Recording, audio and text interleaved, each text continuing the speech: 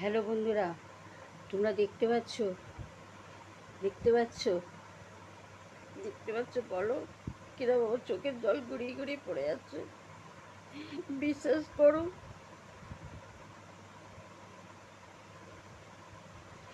আমার কতটা কষ্ট হচ্ছে। না, এটা আমার চোখের জল নয়, এটা আমার পরিশ্রমের ঘাম। আমার চোখের জল অত সস্তা নয় যে কল খুললেই ঝরঝর ঝরঝর ঝরঝর করে পড়ে যাবে। আমার পরিশ্রমের ঘাম এটা।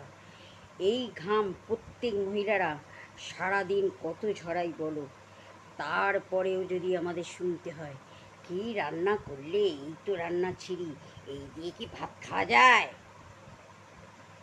কিরাম লাগে তখন বলো? মাথাটা ঠিক থাকতে পারে বলো তোমরা? মাথাটা ঠিক থাকতে পারে?